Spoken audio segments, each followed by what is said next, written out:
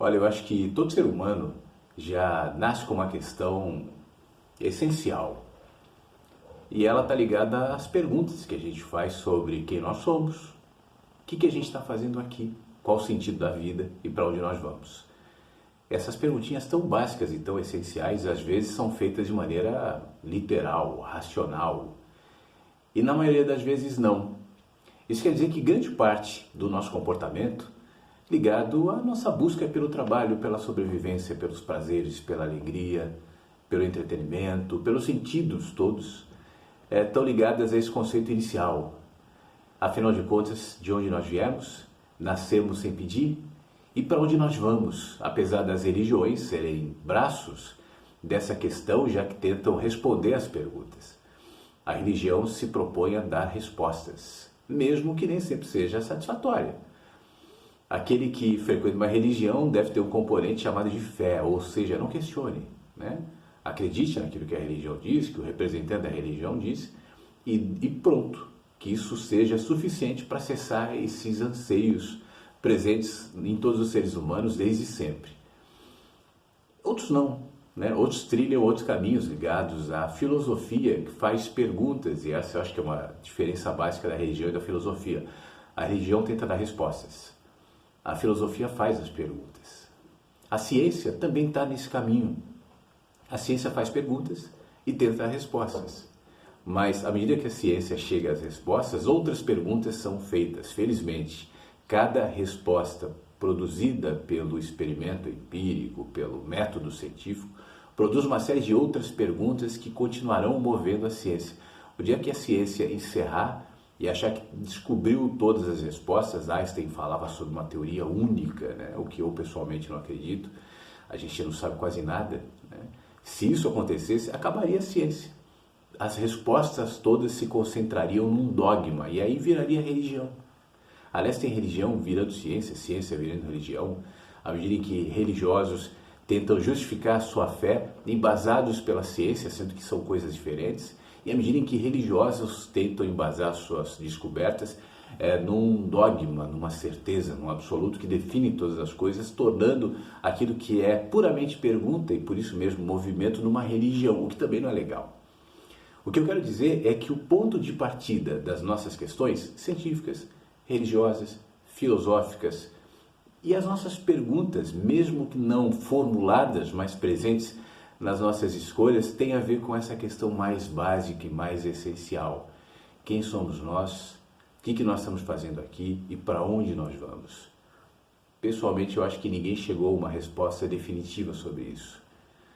Felizmente, porque cada movimento que cada humano faz, incluindo eu e você agora aqui batendo esse papo aqui nesse vídeo, é um componente, é um elo, é um movimento, é um degrau, assim como nessa escada que eu estou, nessa questão maior da humanidade.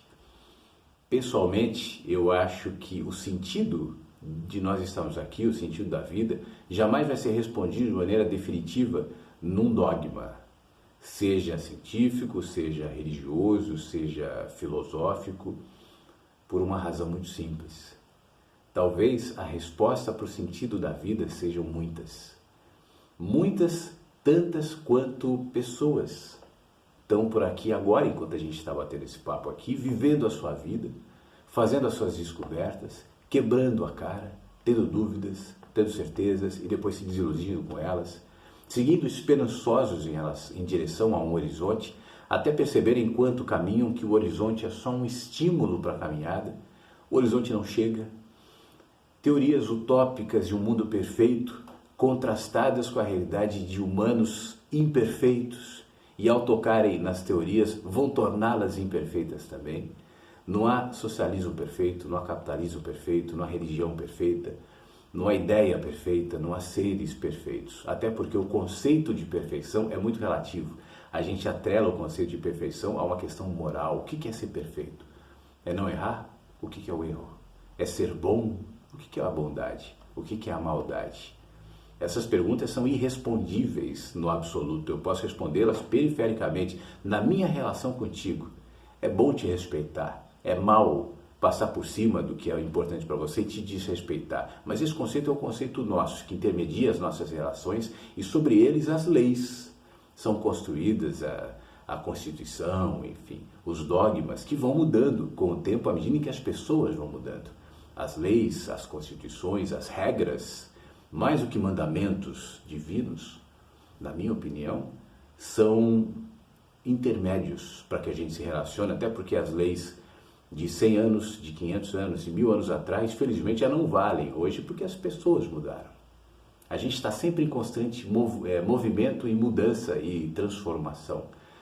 E conscientes disso, é bom que a gente não se apegue a um dogma, seja ele qual for, como um absoluto, e entenda que todos os movimentos que nos levam às respostas, como esses que eu disse há pouco, a ciência, a filosofia, a religião, a intelectualidade, a arte, e aqueles que a gente vai adotando enquanto caminha no nosso dia a dia, mesmo que inconscientemente, só apontam para a gente, nos faz enxergar, e à medida que nós enxergamos, ao vermos uma série de coisas legais e outras nem tantas na gente, nos movimentamos. Isso eu acho que é evolução. E quando a gente evolui, mudam as leis, mudam as regras, mudam as certezas, especialmente porque as perguntas também vão mudar. Esse ambiente da internet aqui, mais do que nunca, não sei se você sente isso, mas eu sinto, está totalmente povoado de certezas. Tem um monte de gurus, de gênios, de sábios, de intelectuais, de filósofos, de gente aqui destilando certezas, falando a verdade.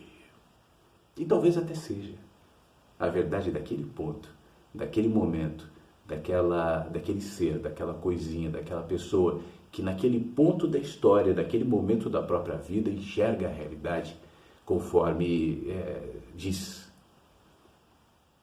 Mude um passo, anda um pouquinho mais, evolua, siga na caminhada, saia desse ponto e vá para aquele.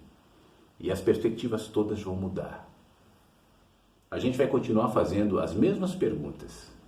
E enquanto a gente continua nas mesmas perguntas, por alguma razão, enraizada em todos os seres humanos, todos eles, mesmo os que não param para pensar nisso, a gente vai encontrar milhões, bilhões, trilhões, quadrilhões, infinitas respostas, como tem sido até aqui na história da humanidade. Saber percebê-las com leveza, saber entendê-las e sorver de cada uma delas algo que lhe faça um pouco melhor, talvez seja o maior desafio.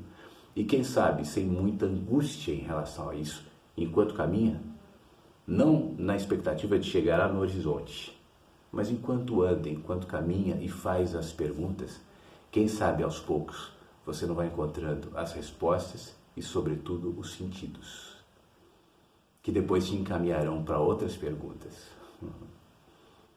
Fica bem. Eu estou direto na Rádio Inverso, tá?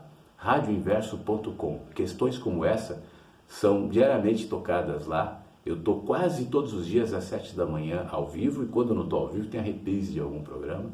E a rádio está 24 horas no ar, ela não é uma rádio no dial. Então você pode ouvir na internet em qualquer lugar do mundo, independentemente do país e da hora. A rádio está 24 horas no ar. É só acessar radioinverso.com ou baixar os aplicativos gratuitos. Fique bem.